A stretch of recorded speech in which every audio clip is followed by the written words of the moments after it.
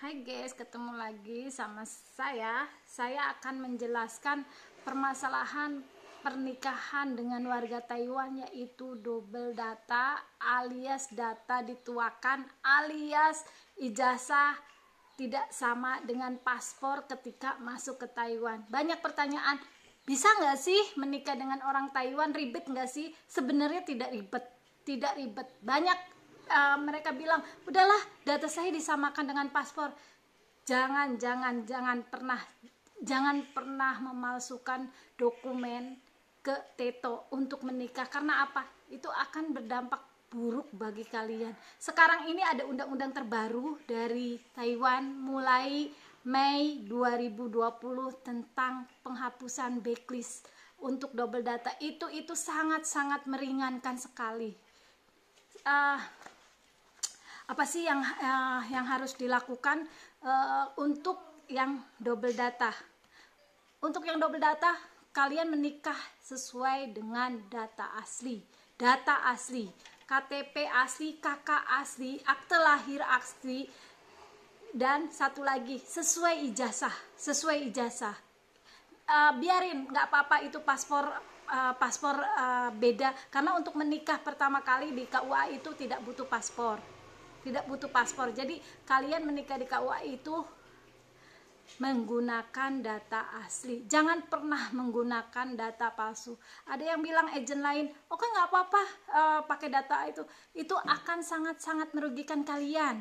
Ketika Teto tahu, itu akan sangat merugikan kalian. Jadi sebelum terlambat, berpikir lagi, masuklah dengan data yang asli, Setelah kalian menikah di KUA, terus kalian dapat buku nikah, barulah kamu pergi ke pengadilan negeri.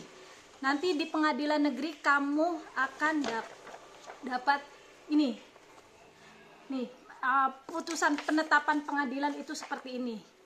Berapa sih harganya? Berapa sih biayanya? Biayanya tergantung dari pengadilan negeri kabupaten kalian masing-masing, karena itu sangat-sangat berbeda. Sebenarnya sama biayanya, itu sekitar 300-an lebih lah di PNBP-nya, tapi kan ada yang proses cepat, ada yang proses lambat, ada yang proses normal. Saya tidak tahu itu mekanismenya di lapangan seperti apa.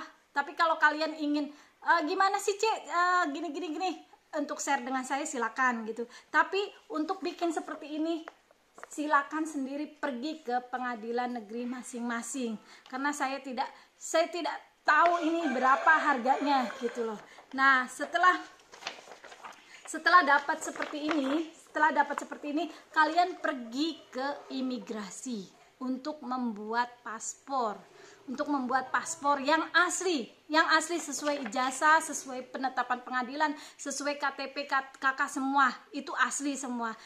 Terbitlah paspor. Nah, habis terbit paspor, baru kalian proses untuk wawancara di Teto itu. Dan itu aku yakin kalau step by stepnya benar, itu akan sangat 100% mungkin lolos gitu, kalau step by stepnya benar ya. Nah, nanti sebelum masuk Teto itu, dia biar nanti lolos itu diterjemahkan seperti ini. Jadi penetapan pengadilannya itu diterjemahkan seperti ini ya, yes, biar nggak bisa sih sebenarnya masuk Teto tanpa diterjemahkan, tapi nanti keputusan kamu lolos enggaknya itu dia Teto itu nunggu yang terjemahan penetapannya. Jadi kalau cara kerja saya, jadi biar sekalian langsung lolos seperti itu. Dan jangan sampai seperti ini mil identity atau double data yang masuk Teto. Akhirnya apa? 3 kesalahan banyak sekali. Ini kaburan juga, ini ilegal, terus double data juga. Tapi karena peraturan terbaru sekarang Mei 2020 ini, yang tadinya ini nih, aku waktu itu dapat dari imigrasi Taiwan itu, dia backlistnya sampai 2024. Ini 2024 dia dapat backlist. Dia di backlist karena sebenarnya untuk double data itu kan 10 tahun. normalnya 10 tahun, karena menikah itu dipotong 5 tahun. Jadi dia dapatnya tuh bisa masuk. Dia menikah itu 2019, dia nikah 2019, lolos juga 2019, lolos interview. Jadi ini bisa masuk ke Taiwan itu 2024. Karena apa? Karena peraturan terbaru. Ini baru setahun loh. Ini baru setahun nikah, baru setahun ini. Dan dia punya anak, dan anaknya itu sudah ngurus dokumen dan masuk ke Taiwan. Tahu nggak guys, ini bulan depan terbang. Ini penghapusan backlistnya udah turun. Ini yang terbaru. Ini yang terbaru dari imigrasi Taiwan terbaru ini. Ini dia udah bisa terbang. Ini saya akan proses visanya itu tanggal 24 besok, Senin besok. Dia itu baru setahun loh guys, double data baru setahun menikah. Tapi ada anak dan ada urus anak, dokumen anak. Dia setahun bisa masuk ke Taiwan seperti itu. Jadi jangan takut pakai data asli ya guys kalau ke Teto untuk menikah. Jangan pakai data palsu. Poma kata orang Jawa mah ya. Jangan pakai data palsu karena akan merugikan kalian. Bukan agent yang dirugikan, bukan. Yang dirugikan itu kalian. Kalau ketahuan sama Teto, tahu nggak, untuk membenarkan ini bukan satu kali pengadilan negeri loh. Kalian kalau untuk yang itu cuma pengadilan negeri untuk pembetulan paspor.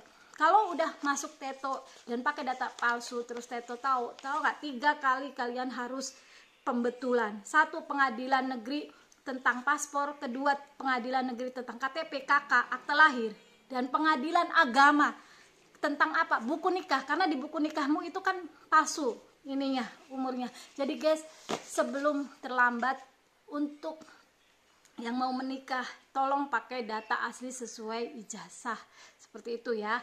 Jadi sekarang itu udah ada peraturan baru nih, baru banget, Mei ya, Mei, saya lihat nih, per Mei nih. Ini peraturan baru per Mei tanggal 28 Mei 2020. Ini suamiku dapat dari Imingsu Taiwan. Ini untuk yang double data punya baby tidak ada backlist selama bayinya diurus dokumen dan masuk Taiwan, atau menikah 4 tahun. Kalau tidak punya anak sekarang itu menikah 4 tahun. Itu loh. Seperti itu. Nah, untuk gimana sih cara buka backlistnya? Karena ini kan buka backlist itu kan di Taiwan, jadi saya kurang mengerti apa aja yang dibutuhkan. Yang mengerti itu suami saya orang Taiwan, jadi saya akan kasih kesempatan kepada suami saya untuk ngejelasin apa sih yang dilakukan suami kamu di Taiwan untuk minta penghapusan backlist. Karena yang berhak untuk meminta penghapusan backlist yaitu suami kalian. Gitu. Nah, sekarang suami saya akan ngejelasin apa aja yang harus dikirim ke imigrasi Taipei. Honey, you can explain here. 这个就是说，如果你有那个伪造的话，就是现在最新的规定，5月28号，今年5月28号最新的规定是说，如果你有伪造的话，就是要么就是结完婚，办完结婚登记，要结婚满4年，或者是